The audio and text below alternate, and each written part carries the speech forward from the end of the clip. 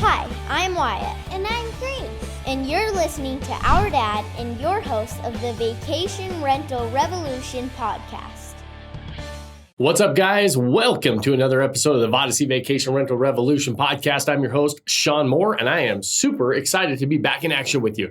We took a week off. We had our Vodyssey Live Event. It's our annual event for members only. We had a couple hundred people coming in out of our membership group to meet here live in Utah for 3 days, and we dove in, rolled up our sleeves, and talked about all things vacation rentals. And I want to share some of the things that we talked about and some of the takeaways. We talked a lot about the shifting markets that are going on right now, how to stand out, what we're seeing year over year versus this year versus last year in the vacation rental space. We talked a lot about financing. We talked all kinds of things. But first, I want to talk to you a little bit about where the markets are at, because depending on what you're reading, you're probably reading some bad news. In fact, I have a headline in an article that I saw actually just yesterday here in Utah. And it was talking about, the headline of the article was, "The real estate bubble is bursting." The subheadline was, "Inventory levels have increased 83% and time on the market has more than doubled year over year." So I read that, and this is leads into kind of the point of this is to really dive in and understand what you're reading, because the media would have you believe that things are pretty bad. And when you look around, depending on the market you're in, depending on what you're talking about, sometimes they're making it sound a little worse than it is. So going back to our headline of "The real estate bubble is bursting, inventory levels up 83%, and time on the market has more than doubled." So I dove into the article, and we saw that inventory levels had, in fact, gone up 83%. They went from around, I can't remember the exact numbers, but they did go up 83% as far as a year over year of this time last year. And the time on the market, I do remember, went from 2.5 days to 6 days. So the headline was not inaccurate by any stretch, but it was a little misleading. I don't know that I'd call 6 days on the market the bubble bursting. Now, are we going to see a shift in the market? Are we seeing a shift in the market? Absolutely. Interest rates are going crazy. They're going up like crazy. Inflation is going like crazy. We're seeing inflation across the board, and that affects a lot of things, including the real estate market. However, we are still seeing a very significant gap between supply and demand. And we're going to talk, I've actually got an expert coming on, an economist that really understands these markets. And we're going to dive into it with him. And we're going to look at the good, the bad, and the ugly and what we should expect, because I do think we see a big shift coming. But my point of bringing that headline and article up is pay attention to what and why, whoever is telling you certain things, why do they want you to think that things are worse than they are? Because we seem to see that in mainstream media across the board. And why are they doing that? And ask yourself the question, and how does it affect you? One of the things that I can tell you is, anytime you talk to major investors, major institutions, the mainstream, they want the bad news. One, sells. And so they make more money with bad news. Two, with big investors, you've always heard, like, big investors, one of the common sayings is, don't ever waste a good recession, right? They, not that anybody likes to see a recession, but they know that they make a lot more money during a recession. They make a lot more money during a downturn. Now, what is a recession? And how does a recession mean things are falling off the cliff? Absolutely not. Recessions are a decrease in GDP over 2 consecutive quarters. And so when we've had these crazy runs and these crazy upswings that we've seen, a market correction is not a bad thing. And we see that across the board. But however, what they want you to believe, and when I say they, I am 100% referring to the big mainstream media, the big institutions, because if they get everybody running scared, if they get everybody retreating and pulling back and not moving forward, they know that there's more opportunity for them out there to take advantage of the deals that are out there. And there's limited number of deals, always is limited number of deals. And so if you look at articles and you are a little bit nervous about what's going on out there, ask yourself why. And maybe you have good reason to be nervous. Maybe this recession or maybe some of these slowdowns is going to affect you. And if it is, what are you doing to prepare yourself? What are you doing to start to lay the groundwork, lay the foundation to help protect yourself if you're going into winter, right? Tony Robbins and a lot of guys, they talk about seasons. And we talk, we've been in a summer season and we're starting to go into fall. If we go into winter, what are you doing during the summer and what are you doing during the fall to prepare yourself for the winter? So ask yourself, the first question is, how is this going to affect me? And is it going to affect me? And if I am set up to ski and snowboard during the wintertime, or am I going to be freezing cold and starving during the wintertime? Now that has to do with what are you doing today? Because I promise you the right move is not to sit around and do nothing. And so take some action one way or the other, depending on what position you're in. Now, a lot of us are in a position to take advantage of some of the things that are going on out there. And if you are in a position to take advantage of some of the shifting markets and you understand what the opportunities look like, I 100% agree that we should never waste a good recession. We should never waste these shifting and changing markets because there are absolute opportunities during these times. Most people will retract. Most people will hold back. You're going to see a little bit more inventory on the market. You're going to see some more opportunities. You're going to see where we're looking at supply and demand. Supply and demand is still really skewed, where we have a lot more demand than we have supply in most markets across the country. And so don't buy into the headline that the bubble is bursting and inventory levels are up almost double and time on the market is more than doubled. Look into what we actually had, you guys. I mean, these markets across the country have been white hot. Do we really think that we're going to sustain that level of growth, that level of appreciation, the time on the market being days and hours in some cases? No. And if you thought that and you thought that that was what normal was, then shame on you, because that's not normal. That's not a normal market. We're not even close to a normal market yet when it comes to supply and demand, when it comes to average days on the market. This is healthy for the market to calm down a little bit. It's actually healthy when they're raising these interest rates to calm down the market a little bit. Now, that doesn't mean that all of us didn't enjoy 2 and 3% interest rates and we didn't enjoy, double-digit appreciation every year. That was awesome, but that's not sustainable long term. And so understand the game you're getting into, understand the market you're getting into, and don't all of a sudden start operating out of fear. Because when you operate out of fear, you make bad decisions. You don't understand, you're retracting. You're not looking for opportunities. You're not looking for growth. You're saying, okay, I'm so scared and I'm running scared and I'm making decisions scared. That's never a great position to be in.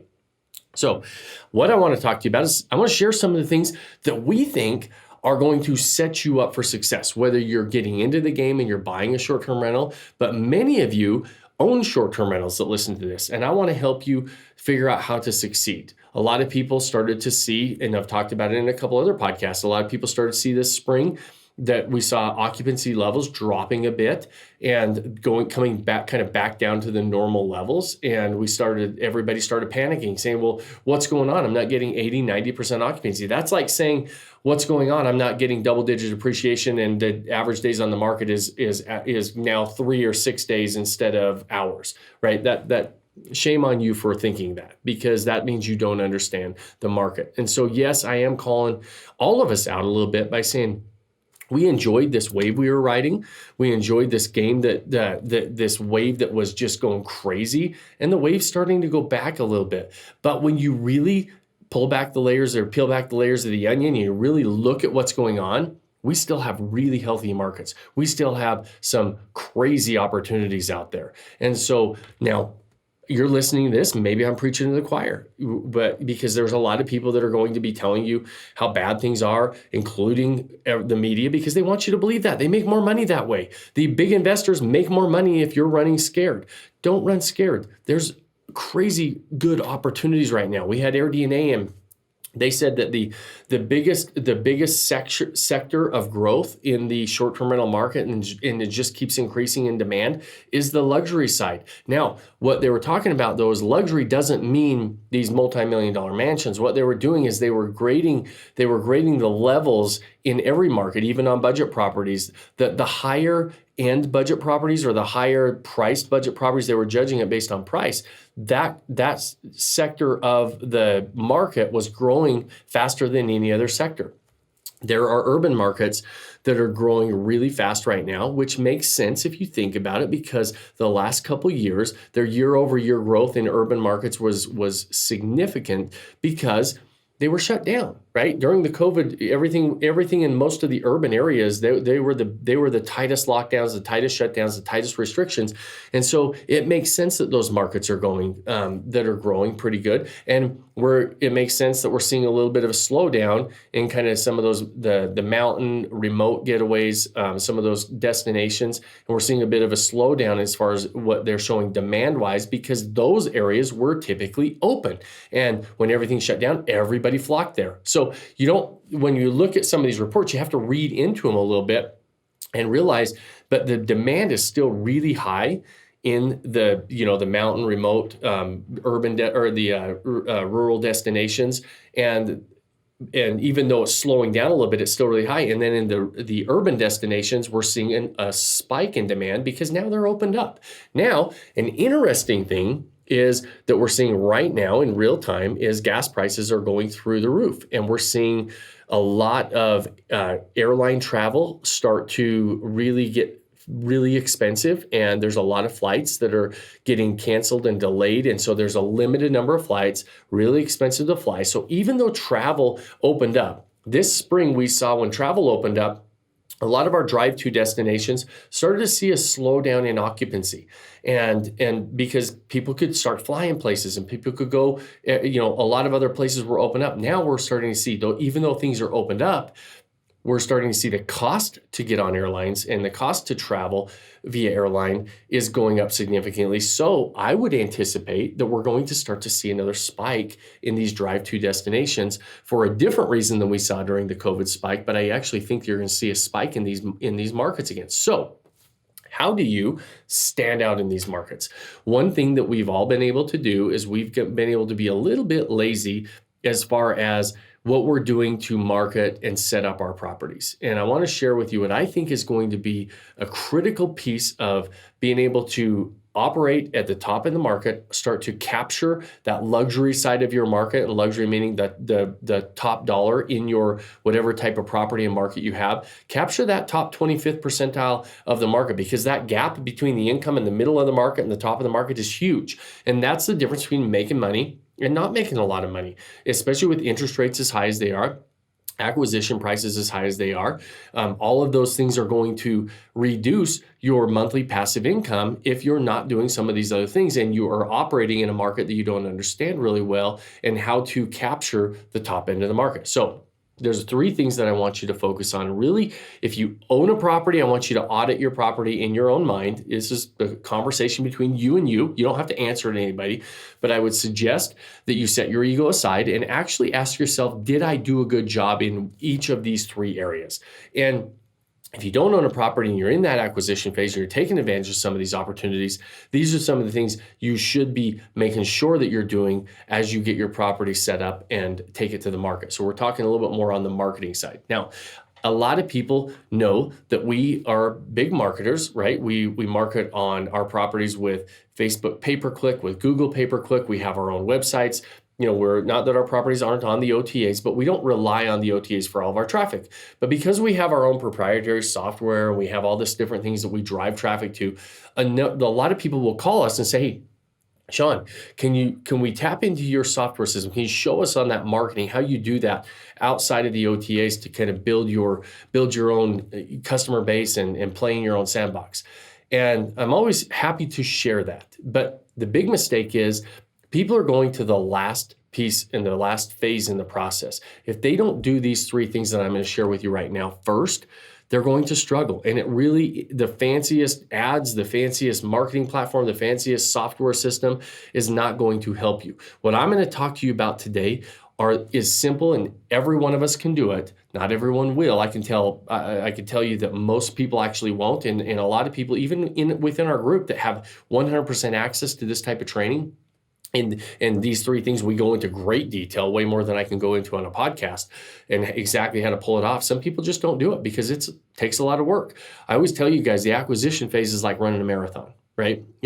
When by the time you're done, it's like you went through a 12-round heavyweight match. You have multiple offers. Even now, you might not be competing against 30 people. You're competing against 5. So you're still competing. The markets are still white hot in most markets. And you get done with the acquisition phase and you just want to take a breather.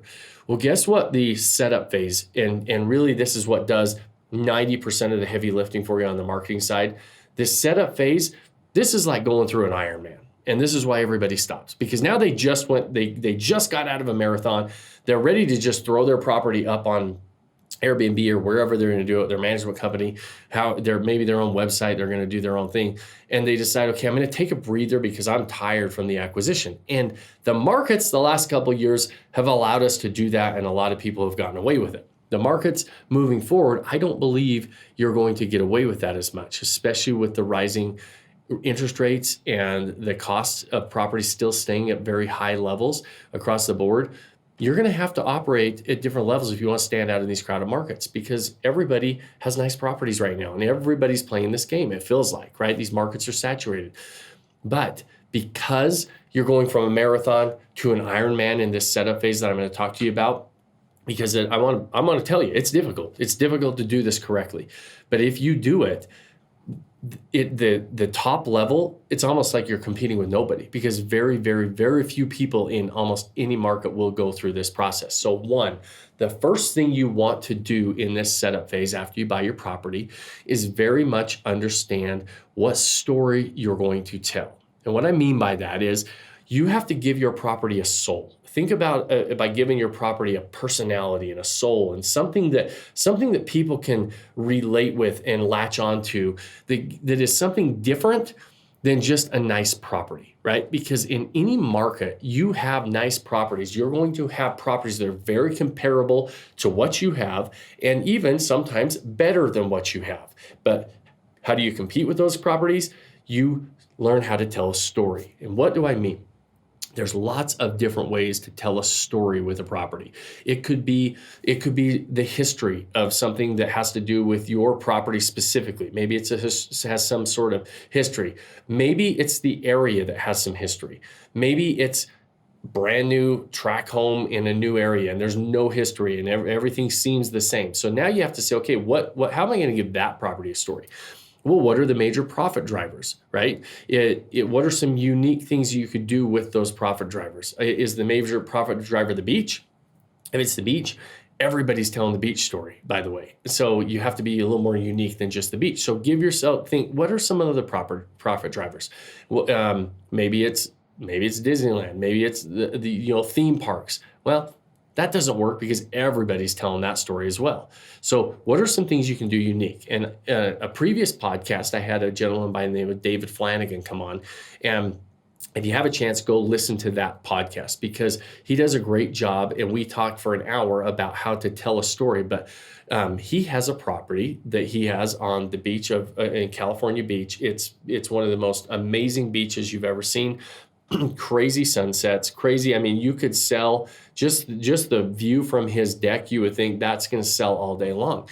And it would. If you saw it, it's stunning. However, all of his neighbors have the exact same view and everybody's selling the same thing. And that's why I say you can't just be the architecture of the house. It can't just be the area that you're located in because everybody in your area is selling that same thing. And the architecture is going to be very similar for most houses. So David took a very simple concept and very simple story, and it basically revolved around an object or an experience. And he has his place on the California coast called the Skydance Ranch, and the Skydance Ranch. And he took kite flying with his son on the beach in California, and he started to tell that story throughout his property. Now, what you think about is this is a very simple story. And a lot of times the simpler, the better. And what he's done is He's got a beautiful logo of the red kite, and he has wine glasses that are engraved with the kite. He's got, I mean, it's a very luxury type of a property. It's a multi-million-dollar property. And so he's taken a very simple concept, the Skydance Ranch, and everybody remembers the red kite house. And he's used that. And why you want to come up the first stage is to develop a story to give your property a soul, is because you're going to use that story as kind of your North Star, your guiding light throughout the setup phase, throughout setting that property up to deliver this unique experience, which is phase 2, is setting up your property now and starting to with a congruent design theme, getting it furnished and making sure that everything is very congruent, and the story has to be congruent throughout, but it also gives you some really good design concept ideas when you have a story that you're going to use as your guiding light throughout this.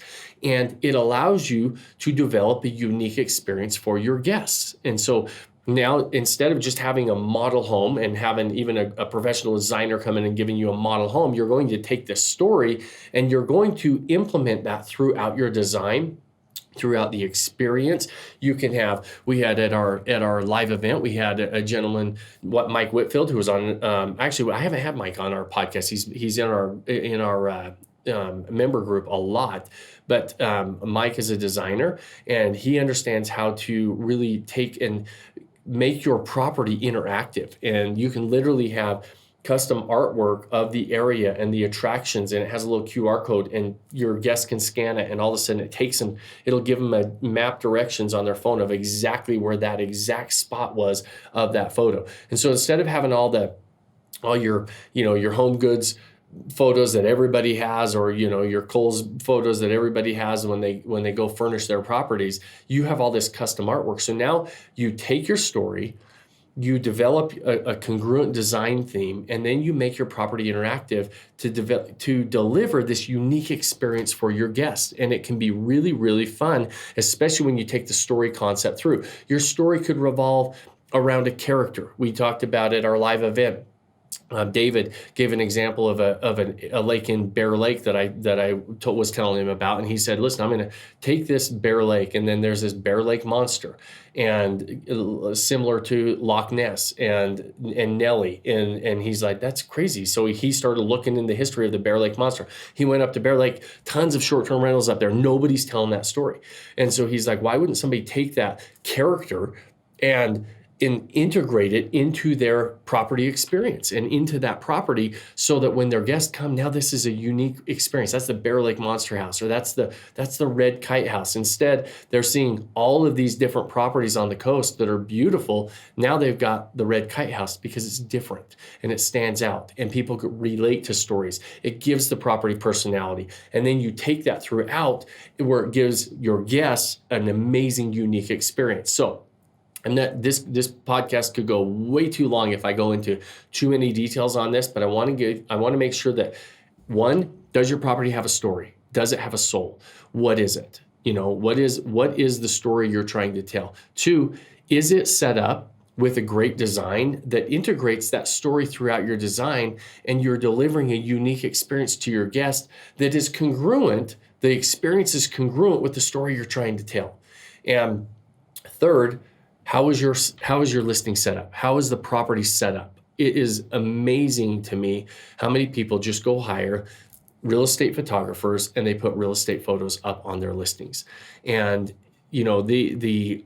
especially even the OTAs. Look what Airbnb has done right now. You have to think about what you have to do and the limited amount of attention you have for your guest or your potential guest to see your listing. Now Airbnb shows one photo. It doesn't even show headlines, doesn't show anything. You see one photo.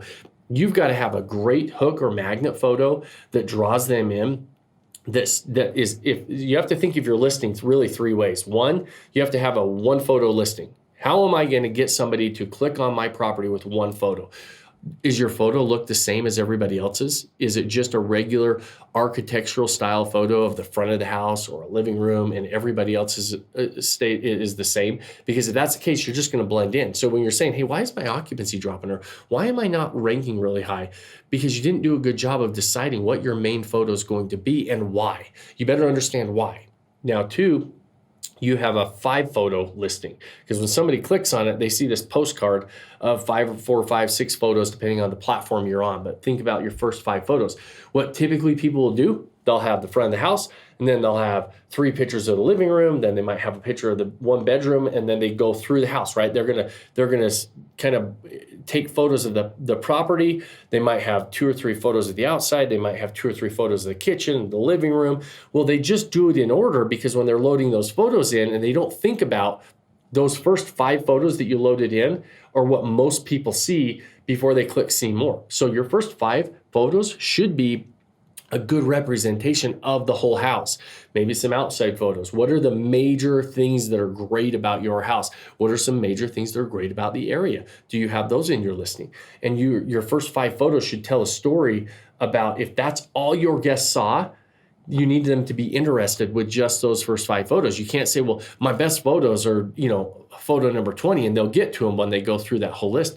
A lot of people don't see that. And so setting up your listing correctly right out of the gate with the photos, and then ultimately you have to have the right description, you have to have the right headline, so that, when somebody decides, hey, I want to see more photos, or hey, I want to go through this in this listing and make sure that I want to book it. Now somebody's going to read the description, and it still needs to be very congruent with the entire story. Tell a story with your description. Tell a story with your headline. We talked about some of this stuff in the past, but how is your listing set up? Because what if you go through all this work buying this amazing property? You go through all this work telling a story and setting it up. If you can't articulate it to your guests, you're never going to get bookings, and you're never going to operate at the potential that you possibly could, just by understanding how to write a good listing and how to present yourself well online. Because most people don't think about that all the way through, and they should be. I promise you guys, these are like little businesses, and companies think about this stuff all the time. And that's why David's so great about helping and talking about this stuff, because he's a brand expert and he speaks to corporations all the time. We treat these like little companies. And so we have to be able to articulate to our guests. We know we have such a limited amount of time in these crowded marketplaces, and we have to understand the reasons why people are booking. And then how are we going to rank higher? A good listing is going to rank higher on those big OTAs, because you don't want to be on page 7 or 8 or 9 or 10. You want to be on page 1 or 2. And how is that? The number one thing that the OTAs want to see is they want to see listings that book. That's how they make money. They make money as a percentage of the properties that book. So they reward the properties that are put together well. They attract the guest to actually book them. And so a good listing that attracts a guest to actually click on booking is going to get rewarded by the OTAs, and you're going to rank way higher in those algorithms. And we talk a lot about changing up the photos on a regular basis for seasons, all these different things, events, seasons. And the OTAs like to see you working on your listing. They don't want to see something, just set it and forget it. They want to see price adjustments. They want to see photo adjustments. They want to see that you're a host that actually cares about keeping your listing current, and you understand how to play this game. So 3 things you want to go audit and think about if you have a property. And if you don't have a property, reach out to us. Let's try to figure out, or if you do have a property and you're not doing this, reach out to us. If you don't have a property and you're getting into the game, these 3 things you need to make sure you have dialed in during that setup phase. Figuring out your story. What are you going to tell? How are you going to make it a unique experience? How are you going to set that property up, furnish it to deliver a unique experience to your guest? And 3, how are you going to set up your listing to articulate that to your target audience so that they do want to book your property? Because then you can start to add fuel to the fire with paid advertising and all those fancy things that we do to get additional bookings and start to building your business off of those OTAs and off of those other platforms and build your own customer base. But until you get those 3 things dialed in, you're just wasting money. You're pouring gas on a bunch of wood that's not lit. You have to have a lit fire that's burning bright, and the market is saying, hey, we love this and we've got this dialed in. Now, going back to why people don't do it, what I just told you sounds simple. It's not that simple. It is one of the hardest parts of the process. Our members all the time talk to us and they're like, man, I thought the acquisition phase was difficult. And what we do on the underwriting to make sure we're buying the right properties, making sure that we really understand the numbers, that's super important, right? But equally as important for the long term is getting this property set up correctly and being able to understand how to articulate it to potential guests so you can stand out in these crowded markets and ultimately make money with your properties. So guys, that was the big topic that we talked about at our Vodyssey Live event, because we had AirDNA there. We were looking into the markets. We had data analytics guys there. We had economists there. We were talking to, looking at the markets, and the consensus is everything we're seeing, demand is still very, very high. The opportunity is crazy right now, and even whatever somebody else wants you to believe. Now, maybe you're not in a position to take advantage of this. If you're going into one of these seasons that you're struggling a little bit, you probably shouldn't be diving into this game right now, but if you're in a position to do something, decide if this is the game you're gonna play. And like I've always said, before you play any game, start to understand it. But I can tell you right now, I've never been more excited about the opportunity. And I actually am more excited now than I was the last couple of years, because we are seeing some retraction. We're seeing some people get out of it. We're seeing some people that are saying, I don't know if this is the game I want to play. And because of that, those of us that are playing the game at a high level, it makes it, that much more opportunity for us at the top end, because the demand is there. People are spending money on this stuff. They continue to spend money on it. And we don't see that going away anytime soon. But you have to understand the game. You have to understand how to capitalize on that. Otherwise, you could just buy a property and you could be one of those people that is just, it's not performing and you don't know why. You're sitting there saying, it's not performing because the market's not doing well. Well, look in the mirror, because I promise you there's people making money in every market. And right now, the market is still making a lot of money for people in the short-term rental game and in real estate in general. You hear a lot of the big guys talking, hey, during inflationary times and all this craziness going on right now, real estate's where they want their money. A lot of the major players in the investment space, that's exactly where they're running, is to real estate. And so decide if you're going to play this game, and if you are going to play it and you already are playing it. If you already bought a property and you're playing it and you're asking yourself, how do I do this? Or why am I not getting the bookings? Or how am I going to stand out of these markets? Man, you better dial this stuff in. And if you're looking for somebody to talk to, go to Vodyssey.com and click on some of our free trainings on there. Obviously, you're listening to the podcast. Obviously, maybe you're watching this on YouTube. Go to Vodyssey.com and you can watch some additional free trainings. And if you're so inclined, reach out to us, book a call with our team, and we can talk to you a little bit more detailed about this, because obviously these podcasts are difficult to go into major detail, because a lot of this stuff it takes some time to dive into. So anyways, guys, that's what I wanted to talk to you guys about. Excited to be back with you. Got some amazing guests coming into to interview with us. Next week, we've got one of the major players in the multi-level marketing, multifamily space. And so talking a little bit about a different asset class and what he's seeing going into some of these shifting markets. And then we've got, like I said, an economist coming on here very shortly, some more members that are having some success. And so lots of fun interviews coming up. But thanks for flying solo with me today. As always, I know your time is valuable, and I always appreciate you sharing it with me. If you got any value out of this, I would love you to share it with somebody that you think might find some value in it, and give us a like or review. Those things do help us on these platforms. And until next week, we'll starting to come with no more solo episodes for a little while. I've got some stacked up interviews. So guys, thanks as always for joining me. We'll see you same time, same place next week. And do me a favor and go do one thing that you can do today. Pick one thing that you can take action on and do to start building that life that you don't want to take a vacation from. Cheers, my friends. Thanks for joining us on this episode of the Vacation Rental Revolution podcast. Share this with other people you think need to hear about it. And don't forget to subscribe and leave us a review. Hey Grace, is there a website? Yes! For more amazing content and expert advice, visit Vodyssey.com. Thanks for listening, and we'll see you on the next episode.